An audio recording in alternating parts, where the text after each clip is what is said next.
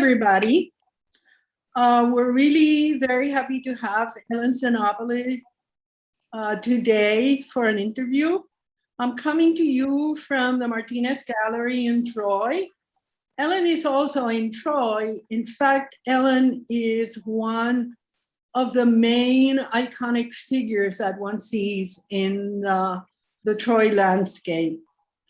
She has had her dance company, Ellen Sinopoli Dance Company, for the last 30 years.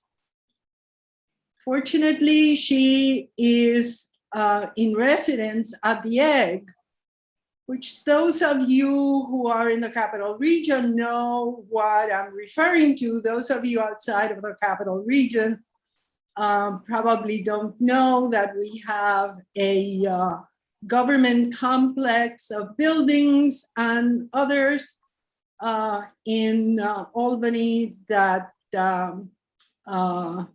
was designed by Edward Durrell Stone, if I'm not mistaken, and that is a performing arts part of the Empire State Complex.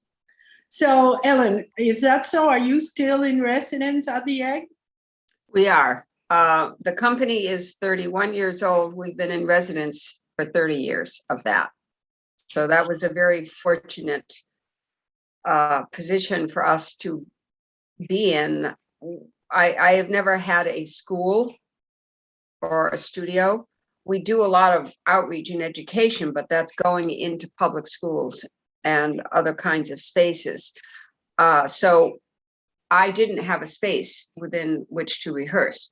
So the first year the company was formed, it was like if Tuesday we're in this studio, if we're there Thursday, we're in a different studio, and I was renting space. Difficult. And then I was, and then I was approached by the Egg to be in residence there, and it's worked out beautifully because they give us studio space. We have storage space for our costumes. And then a number of years later, we now share office space with them as well. So administratively, we can work there. Of course, during the pandemic, I was home, and everything moved to here. But we're back in that studio now, and we expect to be back in the office in January. So it's an amazing position to be in. That's really great. I've seen you at the Egg a couple of times. I've seen the company at the Egg a couple of times, and it suits you very well because thank you. You're mostly a modern dance company, right, with contemporary elements in it, and whether you are at the Egg or in other spaces, outdoor spaces, it sort of seems to blend in very well with what you're doing. How do you feel about the spaces that you use? How do you adapt your choreography to the spaces that you're in? Well, sometimes we're in traditional venues, but one of the things that developed over the years is being approached by different kinds of artists to collaborate together. And that has put us in other kinds of performance venues. So it wasn't really something I planned to do, but I've worked with more than 40 different kinds of artists, and also architects and physicists and other kinds of individuals as well. We have started to do a lot more out-of-door performances, and this was generated by the pandemic because I didn't know when we would be back inside at any point in time. So, for instance, this summer, we designed a summer outdoor performance series, and we did 4 Troy night outs in different locations, and each one had a different musician performing with us. And we created work that was site-specific to that. We also performed it at Chesterwood in Massachusetts, Chesterwood Museum, to the John Van Alstyne sculptural exhibit, and that was out of doors. And we had Ashley Bathgate, a cellist, performing with us. And then we were also at, great. and we were also at Freedom Park in Scotia, which is an outdoor theater. And I was talking with my dancers recently about how they felt about, because normally we have the summer off, and how they felt about that. And they really would like to do that type of thing again. So I'm going to plan to do that. We've done site-specific performances at the Laudelina Gallery in Albany on the Russell Sage College campus, and multiple other, the Hyde Museum, multiple other venues as well. So you have to, when you do something like that, you're on a tight timeline. So I may only have 4 to 5 rehearsals to create something. And in that situation, we very much pay attention to what we're in, what our surroundings are. But I utilize my dancers a lot. When I audition for dancers, I pay attention to how much they are comfortable with improvisation, how much they are comfortable with being given structured parameters, and within which they're allowed to do some creation. And the way our pieces develop is very much a give and take. I come in with the ideas, but I very much utilize my dancers. And especially in these site-specific venues, because we have a very finite number of rehearsals, I utilize their ideas a lot. So let me ask you, because Yeah. I sort of want to look into this and then set it aside. What did you do during the pandemic? Were you rehearsing? Was a company able to come together? What was happening during the pandemic? You know, the height of Right. the quarantine. Initially, the egg shut down, so we couldn't get we were no longer allowed in any aspect of the complex. We tried to do some things on Zoom. Zoom and dance don't really work. What would happen is if I was working with 3 dancers, one might be in their kitchen, one might be in their living room, one might be in a studio. You know, it's that type of thing. So the parameters of the space are not the same. And if I'm creating, it's very difficult. And in fact, one of the dancers was on vacation and she did it on the back deck of her cottage where she was staying. She came in via Zoom. The other thing that happens with Zoom is that the music is delayed. Mm-hmm. So, and we depend on musicality a great deal. And if what I hear and what they hear is 2 or 3 seconds apart, it's jolting the whole time. So that was not a great place to be. What happened was a number of my dancers teach at area dance schools. And the schools were finding ways to continue. The students were, the number in the classes were smaller, they were wearing masks, they were social distancing. So I actually was able to make arrangements with, I think, 4 studios to rent their space. And what we did was make arrangements to work in very large studio space, larger than what we have at the Egg. So we could really separate from each other easily. So the work continued. You weren't totally. It did continue, and then we decided for that period of time. Right, and then we did 3 virtual performances, which was obviously a very different experience for us. And each time we did it, the situation with the pandemic was different. So how we could make this happen varied. The very first time I took some existing dance and restructured it so the dancers never came into contact with each other. And there were some pieces that was a viable approach. And then I did make one piece where it was a duet, and I had to work with smaller pieces, a smaller number of dancers. I couldn't have all 6 dancers out there at one time. I could have 1, 2, or 3 dancers.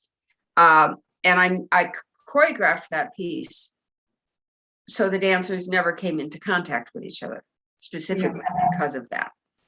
And then one of my dancers knows how to edit. And so she was able to edit the work so that we could present it virtually.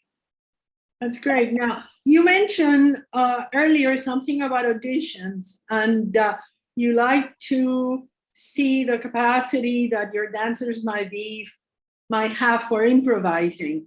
And I gather that you are now going through auditions again. You want to talk about that? Yeah, I've had a couple of different things happen within the company. One of my dancers had a baby in October. Now, interestingly enough, she performed with us through July, and she was taking class with us up until a couple of weeks before her baby was born. And she does plan to be back in January. Another dancer had to have back surgery, not from an injury that occurred within this company, but a few years back, that sort of came back to really haunt her. And then I had another dancer retire for specific reasons, having to do with an old injury. So I've been working with a smaller company during this entire pandemic in one way or another.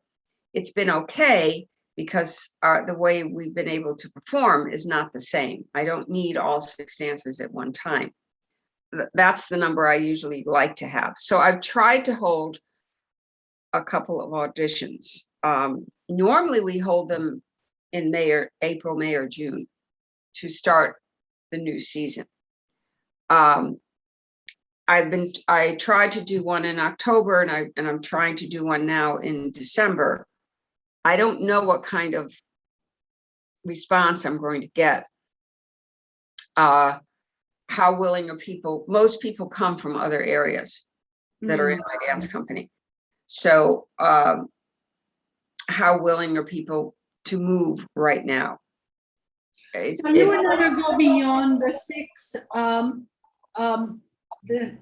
beyond 6, which you find an ideal number. You would never work with 8 or 10, let's say. I've worked with 7 or 8 especially when I created a piece. The abbreviated name of it is Vine. I had 8 or 9 dancers, but 6 is a better number for us. Yeah. That seems to work. Yeah. So what is your process for choreographing something? Take us through it. Do you have like an idea before you begin the choreography? Do you let the music be the one that guides you? Do you select the music to go with what you're thinking about? Are you building the choreography on the bodies of your dancers? How do you go about doing a choreography? Or all of the above? It's a little bit of all of what you said, because it depends on, for instance,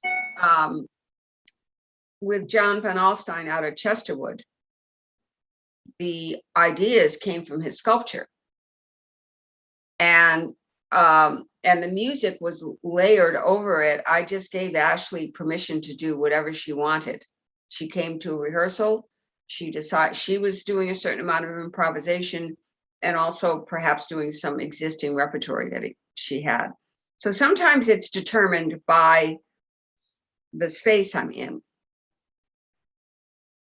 I don't often have a narrative, although I might have a thematic element that I'm interested in exploring.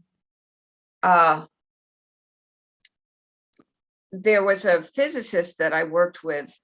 He approached me. He had seen Spill Out, which was a piece, a site-specific piece we did in the gas holder building in Troy in 2006.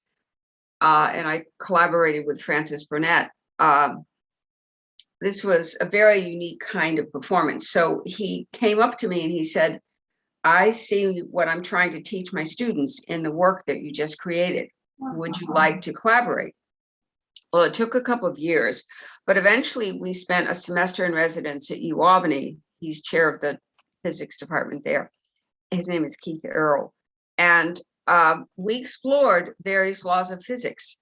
So that's where the topic came from, because of his background. There are times when I will hear music and really feel that this music speaks to me and I would like to choreograph to it. I will say that I only am drawn to 20th or 21st century music. I don't go back. I don't think I've ever gone back further than that. Some of it's electronic, some of it is not. My father was a professional musician, a violinist. My mother was a dancer.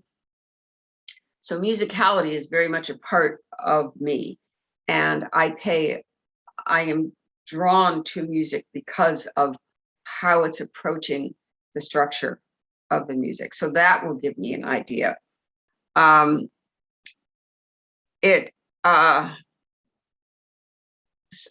sometimes, like we were at the Kotzebue International Dance Center developing a work. And we had done a performance and Calvin Grimm came up to me. He's an artist, a visual artist that lives outside of Woodstock. And he said, I would really love to have one of my paintings be a backdrop for this. So his work came in after the fact, after the idea.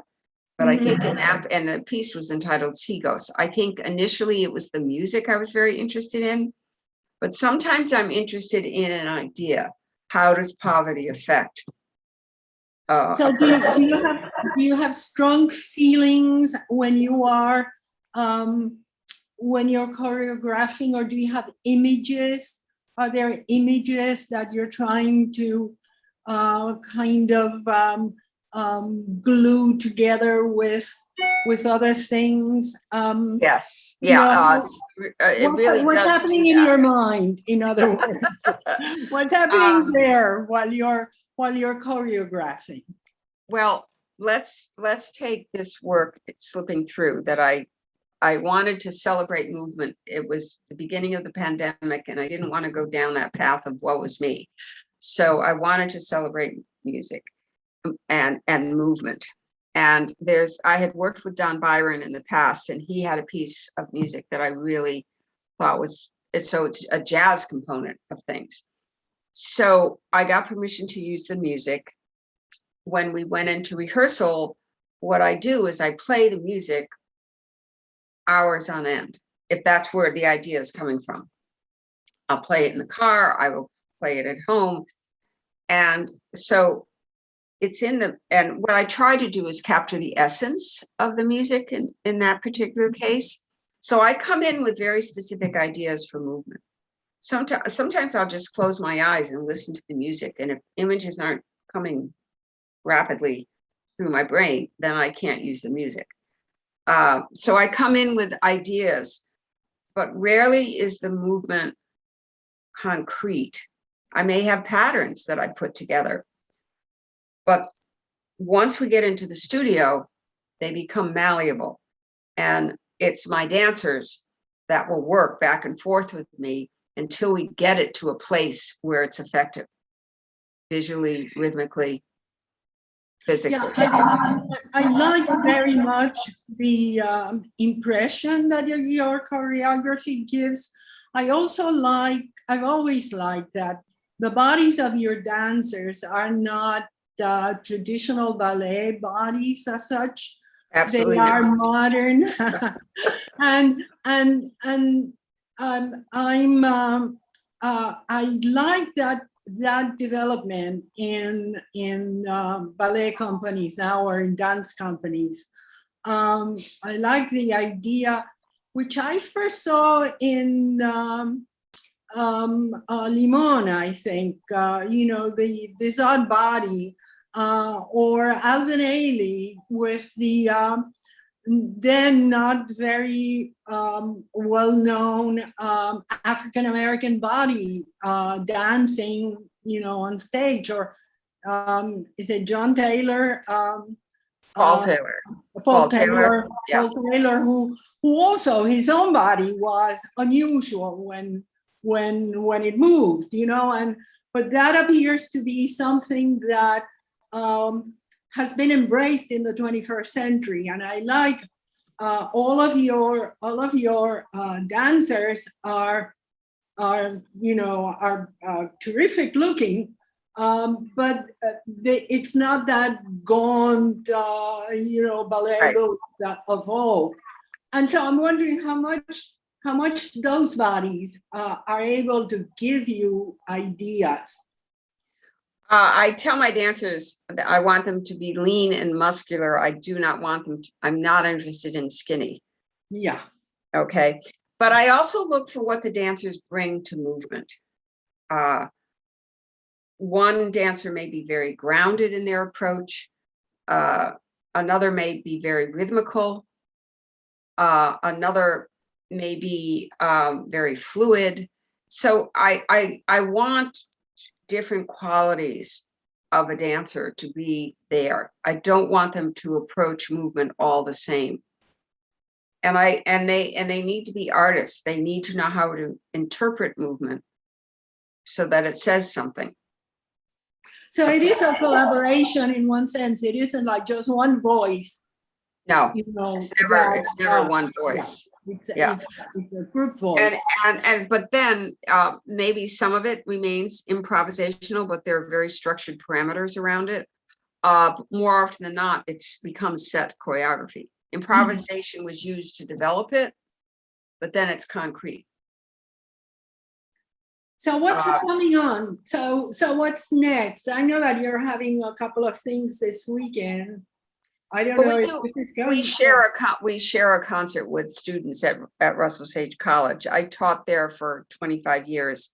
One of my dancers, Sarah Senecal, has taken over my position there, which is what I was hoping would happen.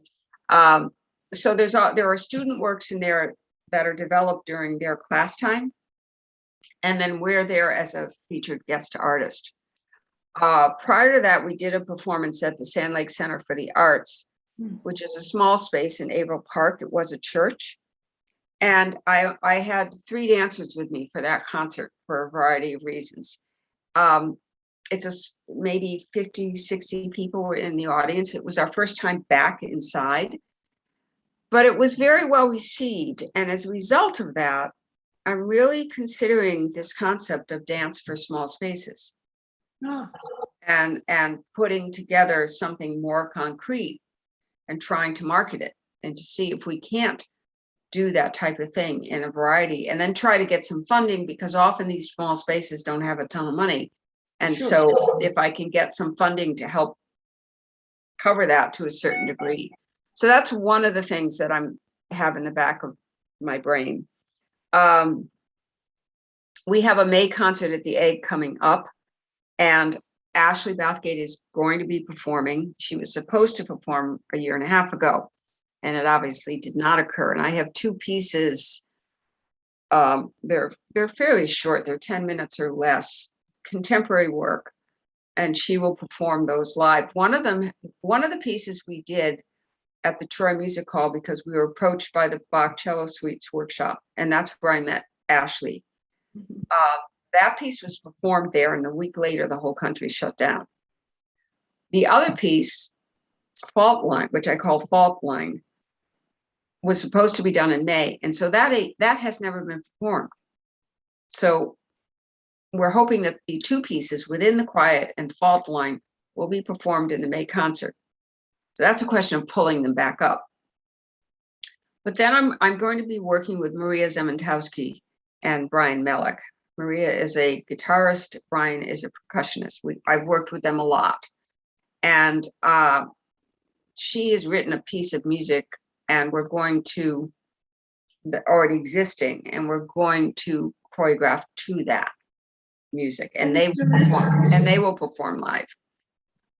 Then I have some other projects that are incubating, so I can't really talk about them yet because it's not a done deal.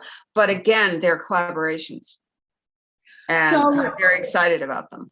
So if anyone wants to know what's coming up in terms of your dance company, they can go to your website, which is the sinopolidances.org. Or if you just typed in Ellen Sinopoli Dance Company, it would come to them. Yeah, and that's a recently redesigned website that I'm very happy with. And that you can find performance listings, you can find repertory listings, and you can find information about the dance company itself, because we also do a fair amount of education work. I know. And outreach with special populations. And so that's another whole component of the dance company. So I don't hire dancers that just can perform. They need to be able to work with children as well and work with special needs populations. That's very much a part of who we are.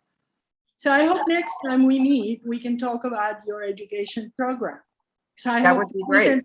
This isn't the last time that we have a conversation through Zoom. Zoom is great for conversation. It is. It's okay for that. I do want to say one more thing about my ideas. I keep a journal. I love to read, and I only read fiction, and I love magical fiction, by the way. But I have been writing in my journal any phrase that captures my attention, and I often go back to that to get ideas about what I should be developing. And I think any artist is going to do that type of thing. You can't live in a vacuum. You have to pull in what's around you. Ellen, thank you so much for letting us get into your mind for a little bit anyway. No, I enjoyed it. We'll talk again. Okay. And, good luck this weekend. Thank you. Thank you. Say hello to all your dancers. I will. Take care. So thank you so much for staying with this interview. We will have something else soon. Take care. Bye-bye.